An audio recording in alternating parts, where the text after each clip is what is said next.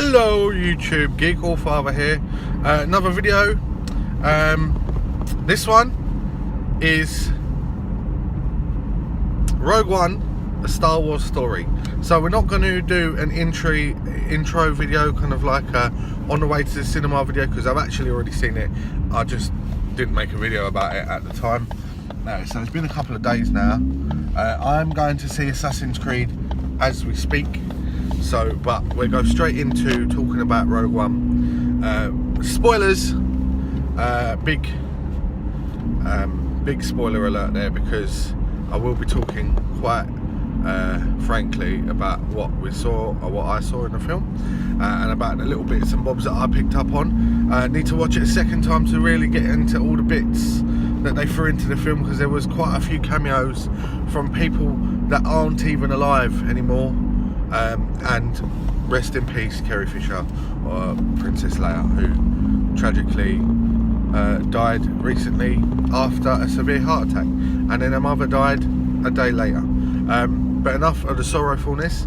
So Rogue One, a Star Wars story, is Disney's. Since Disney took over the Star Wars franchise, they have said that they will release a Star Wars film every year until they run out of ideas, which technically speaking is never, because look how much material they've got to play with. So as we all know, the original Star Wars films, episode 4, 5 and 6, 1983 onwards, explored Luke Skywalker, his relationship with his thought dead, now Dark Lord of the Sith father, Darth Vader, aka Anakin Skywalker, his relationship with his mentor, and then second mentor Obi-Wan Kenobi and Yoda before he died, his relationship with Han Solo, Chewbacca, and his didn't know I kissed her, then found out she was my sister, Princess Leia, and their efforts to thwart Darth Vader and the evil Emperor, Darth Sidious. Then a big old chunk of time passed, and Lucas decided to bring out episodes 1, 2 and 3, which were set obviously before 4, 5 and 6, but came out afterwards, because that's the kind of mindfuck that Mr. Lucas would like you to enjoy. And they centered around Anakin Skywalker, young Anakin Skywalker, young Obi-Wan Kenobi, and how they got to and filling in the gaps up until episode 4, A New Hope. Obviously there were some really there were some really dodgy moments in 1, 2 and 3 where continuity wise things didn't make sense, but you can fill those gaps in outside of the film however you like. There was also when 1, 2 and 3 came out, everyone was like all happy that they were around, and then after they'd been and gone as such, everyone started slagging them off. Jar Jar Binks, for instance, one of the most hated characters in the universe, and blah blah blah blah. Do you know what? If you're a Star Wars fan, you like everything that comes out from Star Wars, providing it's got some sort of grip on the lore, and that's L-O-R-E, not L-A-W, of Star Wars in the first place. So I didn't dislike any film. Phantom Menace, they say, is the worst Star Wars film ever. It's not, because it introduced you to loads and loads of awesome stuff. So I'm pretty much happy with every Star Wars film that was ever made. 2015? It can't have been. Anyway, episode 7 came out about a year ago, which is set after episode 6, obviously, it makes sense, and it was called The Force Awakens, and centres around a new character called Rey, a friend called Finn, who was previously a stormtrooper, and the rebellion, how it continued after the Emperor got killed at the end of episode 6. They've got a brand new Imperial fighting force, and you've got a brand new Dark Jedi. And we're not calling him a Sith because he hasn't actually been crowned, if you like, a Sith, but it was Kylo Ren, turned out to be Leia and Han's son, or Ben Solo. This is where everything started to get a little bit messed up in terms of canon, not canon, extended universe, blah blah blah blah blah blah, because the comics carried on all Star Wars stories and they were called the extended universe. The films are canon because they're the original concept, and that's what canon means, it's from the original. But when Disney took over the rights, they disregarded a lot of input from different media, so i.e. comics, books, audio stuff, all that. So they kind of started again. Although at the moment, they haven't really messed anything up too far. They've got things like Han and Leia's son called Ben Solo. They had twins in the comics. One was called neither of them were called Ben, basically. Luke's son eventually was called Ben, but it's all water, under the bridge, over the water, duck bridge, whatever you want to call it. So we get to Rogue One. Took a while, took 6 minutes. Rogue One is set in between episode 3, which was Revenge of the Sith, and the most notable thing about that film was the creation of Darth Vader, or the change from Anakin into Darth Vader after being defeated by Obi-Wan on the shores of lava planet Mustafar. Yes, ocean of knowledge, and getting turned into Vader, and the first build of the Death Star, and the first time we meet Luke. So this film's set in between Revenge of the Sith and A New Hope. So the film was splendiferous. It was absolutely bloody awesome, to be quite frank. And if you don't know who Frank is, I suggest you find out, because he's a lovely chap. Whoa, low flying pigeon. So yeah, it literally kicks off with one of the bad guys basically hunting down a Imperial scientist who was working on the Death Star. He's living on a planet with his wife and child.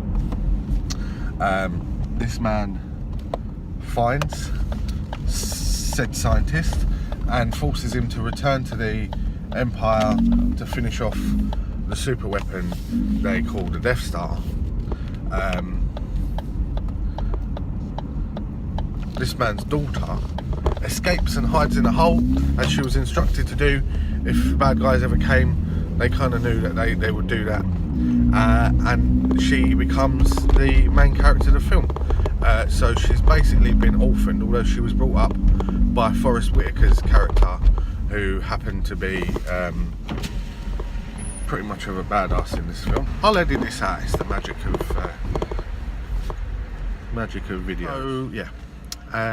Fast forward 20 years and this young lady is recruited into the Rebel Alliance, and she is, Jesus Christ almighty me, love, you've only got to reverse a car into a straight hole. Would help if you weren't 245 years old, I suppose. Yeah, she's recruited into the Rebel Alliance, and basically the job is to find her father and kill him because he's finishing off the Death Star. What the characters don't realise is that, nice parking space, what the characters don't realise is that he is the one responsible for building the flaw in the Death Star's build. So we all know that the Death Star was really easily taken out because of a little exhaust port, and if a torpedo was fired down said exhaust port, then the whole Death Star would blow up. Considering this is a weapon that can destroy whole planets, that is a pretty big flaw, you see. So But because he doesn't want to work for, basically his idea is that if I don't go back and work for them and sabotage the Death Star, someone else will finish it anyway, because it's not far from completion. First cameo in the film, and a bloody good one as well, was Grand Moff Tarkin, originally played by Peter Cushing. He has long since passed, but they CGI the granddad out of him and they put him in the film, and he appears in several scenes, and it's really good. We'll get to other cameos as well now. Let me tell you about the other cameos. So R2 and C-3PO are R2-D2 and C-3PO. They're in the film. They are planet side when the rebellion goes towards attack the planet that the Death Star plans are being kept on. They are on the planet. Presumably, and I don't show you this, but that's the only way they would have got up there. The ship that's at the end of the film is technically a cameo, because it's in the start of A New Hope, and the ship that Leia, 3PO and R2 are all on, so presumably at some point they all get on there. Cameo number 3 or 4, if you want to count it properly, is Bail Organa, or Leia's adopted father. He appears on the rebel base when they're all discussing their plan of action, what they should or shouldn't do about the Death Star, because no one believes that they could have built a weapon that can blow up whole planets. So Bail Organa is there, and there's quite a few films he's been in now. The same actor as well. He wasn't CGI'd because the actor is alive. Cameo number 4 is a CGI'd version of young Princess Leia, or Princess Leia as we see her in the opening scenes of A New Hope. Unfortunately, Carrie Fisher died. She's obviously 40 years older than she was when she filmed that scene, so maybe not, you know, definitely not, she wouldn't have been able to film it herself. However, they CGI'd her, and that was really good. Number 6 is Darth Vader himself, who is voiced by James L. Jones, the original voice actor, and the cameo, he makes 2 appearances. Yep. His first appearance is a burnt ass body version, sitting in what they call a Bacta tank, which I assume is just keeping him soothing his skin. Obviously he was burnt to shit. He had no legs, no arms, anything like that. So why are you touching someone else's car? Who does that? Oh, it's you, dodgy driver. And then at the end, which we'll get to in a minute, so quite a few cameos, and I've probably missed a bunch of them. Long story short, rebels find out that there are plans for the Death Star which has a major flaw in its construction which will allow it to be destroyed on a planet, and the rebels mount an attack to go and get that those plans.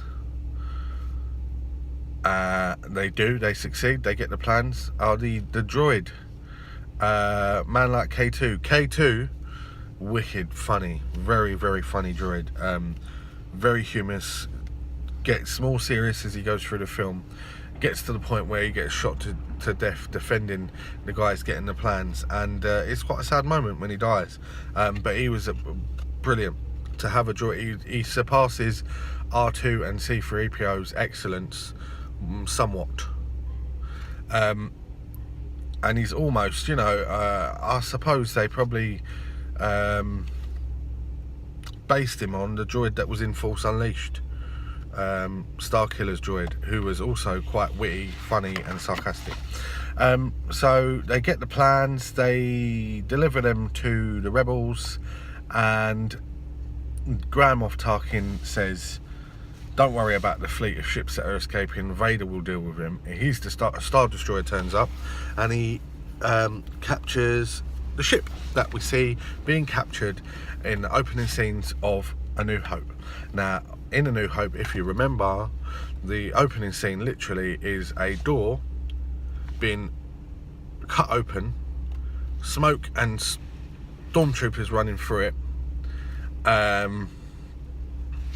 and a bunch of rebel fighters shooting. Everyone's missing, but Vader walks through and eventually finds Leia after strangling someone, and you are part of the Rebel Alliance and a traitor and all that brilliant stuff. But there is a phenomenal scene that links the captured ship and Vader walking through the door, and they're literally 2 doors away from the door that you see in A New Hope. They're running the information, the plans up to Leia. You find out that's where her cameo appears, and Vader enters the ship, ignites his lightsaber, and there's a bunch of rebel soldiers shooting at him, and he's deflecting bullets, and he's force grabbing someone, slams them up against the ceiling, chokes someone else, cuts someone. Oh, wicked! And it's the kind of Vader you really want to see. In the 1980s, when the originals were released, 82, 83, 85 and 87, technology didn't allow a 6'10" man in a big black suit to move very well. It didn't.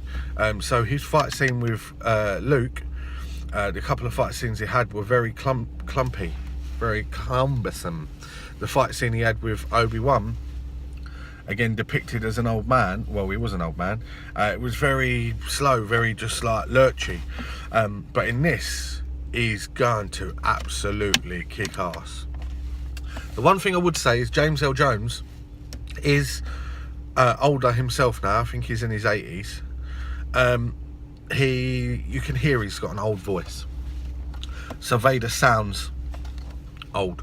There are voice actors that have done really good work mimicking his tone, and then also bringing that character life in different mediums, cartoons and audio stuff. So they, it's nice to have James L back, but it would have been also nice to have his, I don't know, it's just me, I just hear an old man in his voice.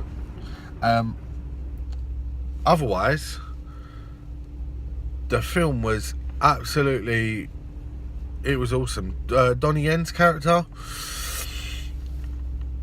is one with the Force, and the Force is one with him. Blind, quite funny at certain points. They put a bag over his head and he's like, "You being serious? I'm blind."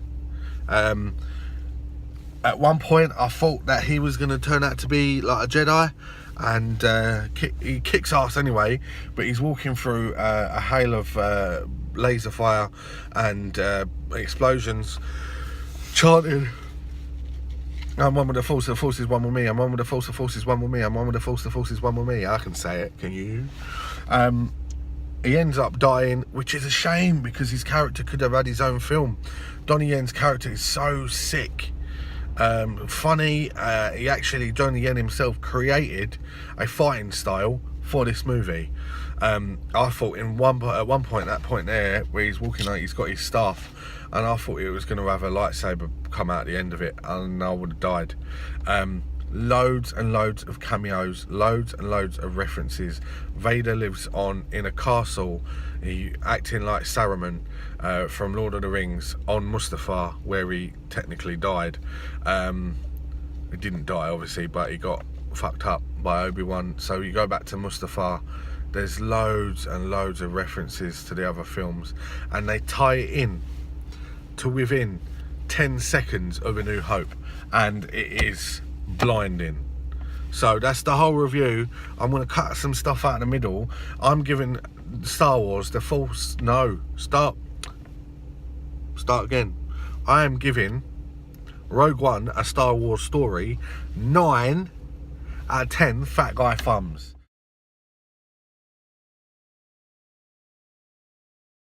Because the only thing that could have made it better was Donnie Yen not dying and getting his own film. Literally every other character dies. wicked CGI cameos. Darth Vader is a badass, and he's never been so badass. Star Wars Rebels, he's quite a badass, and this is on par with that. And they've got the same costume. He's in the same suit as he was in A New Hope. So not as fancy as some of the ones we've seen, but just blinding. 9 out of 10 fat guy thumbs. And if you didn't kill Donnie Yen, I would have given you 10. Phenomenal film. Watch it. Tell me what you think. See if you agree with me. If you don't agree with me, either way, let me know, because it'll be nice to have a chat about a Star Wars film. I have been the GeekAllFather. Please like and subscribe, and I will continue doing videos. If you don't like and subscribe, I will continue to do them anyway. 9 out of 10 fat guy thumbs. Peace out.